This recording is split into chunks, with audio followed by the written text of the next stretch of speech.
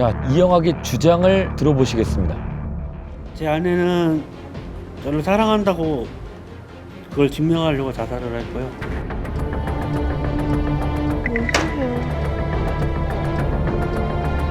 아, 정상이 아니구나. 아, 정상이 아니에요, 그냥. 아내가 스스로 그걸 증명하려고 목숨을 끊었다는 게 말이 되나요? 뭔 소리를 하는 거예요, 지금? 아, 정말 이 스스로 목숨을 끊었다는 아내가 석연치 않은 부분들이 많죠. 너무 태연한데요, 가족들 다? 몇 가지 짚어본다면 네. 저 당시에 그 타이트화했던 아내의 옷이 일부 벗겨져 있었다고 합니다. 그런 걸 본다면 이미 그 추락하기 전에 거기에서 다툼이나 싸움이 있지 않았겠느냐라는 의심이 강하게 드는 부분들이죠.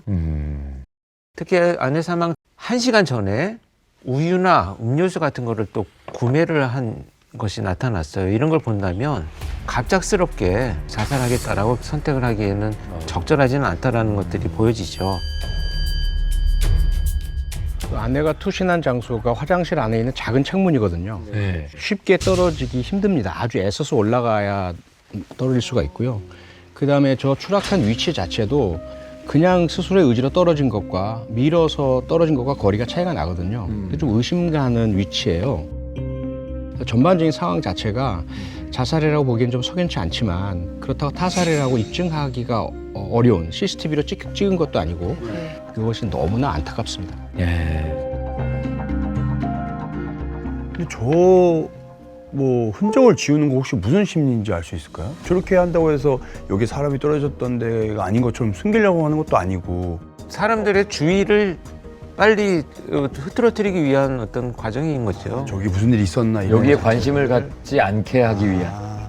그러니까 경찰이 이 사망 사건에 대한 수사를 반드시 하게 되거든요. 그렇게 된다면 지금 아내가 일했던 그 뭐 영업장이라든지 이런 데를 찾아보면 이게 다 불법적인 문제가 다 드러날 것이고, 그래서 아내에게 집중되는 많은 것들을 해결하기 위해서 피도 지우고 빨리 정리해버리고 이런 단계가 막 이루어지지 않았을까 이렇게 보여집니다. 그러던 가운데 이영학이 갑자기 사망한 아내가 썼던 유서라면서 인쇄물을 제출을 합니다. 하지만 경찰이 확인을 해봤더니 이것은 자필도 아니고 컴퓨터로 써서 프린터로 인쇄한 것이거든요. 그리고 이 내용도 충격적인 내용이 있었습니다. 뭐냐 하면 아내가 이영학의 계부, 이영학의 새아버지로부터 성폭행을 당했다라는 내용이 이 가짜 유서에 담겨 있었습니다. 아, 그때 막 난리가 났었는데 그 남편의 계부한테 뭐 성폭행을 당했다 이러면서 막 조사가 더 막 시작이 됐었잖아요. 그랬죠. 이영학이 미국에 있는 기간 동안 아내가 시댁에 가서 지내고 있었고 그 사이에 계부로부터 성폭행을 당했다라면서 계부를 상대로 고소를 하기도 했었습니다. 그런데 말만 있을 뿐 증거가 없어서 처벌하기 어렵다는 것을 이영학이 알게 됩니다. 그러자 이영학은 일반적인 사람이라면 정말 상상도 하지 못할 그런 계획을 세웁니다. 바로 증거를 만드는 것이었는데요. 증거를 만들어요?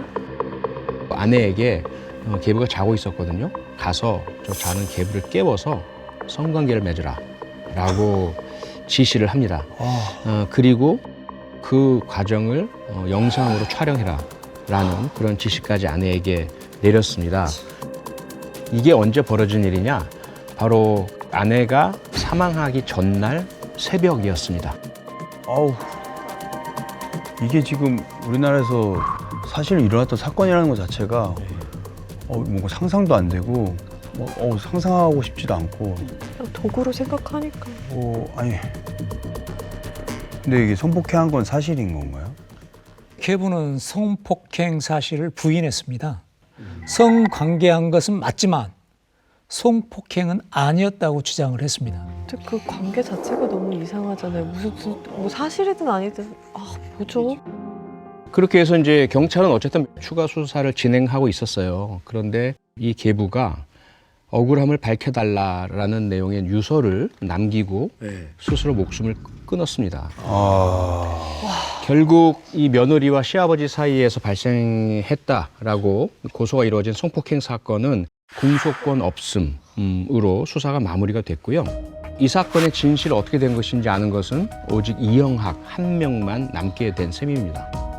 이영학이 주장하는 것은 아내에게 성매매, 계보와의 성관계 이런 문제 등으로 인해서 우리 사랑이 너무 가볍다라고 했더니 아내가 그럼 내가 사랑을 증명하겠다라고 하면서 저기서 투신을 했다라고 주장을 하고 있습니다. 그러면 자기가 강요해놓고 너의 사랑을 보여주기 위해서라는 단어의 텍스처를 고른 것 자체도 이상해요. 그러니까 자기중심적이고요.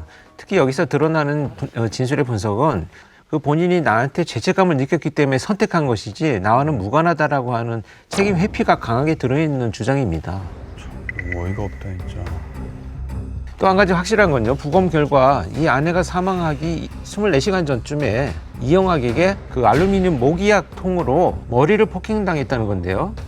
이 때문에 경찰은 아내가 심리적으로 지친 상황 속에서 폭행까지 당하고 전날 이런 문제까지 드러나게 되고 하다 보니 그걸 견디지 못해서 스스로 목숨을 끊은 것이다라고 추정을 하고 수사를 종결할 수밖에 없었습니다. 네. 너무 이러도 되나 너무 찜찜하게 끝이 났는데요. 그럼 이영학은 뭐 처벌 없이 그냥 끝나는 거예요? 뭐 어떻게 되는 거예요?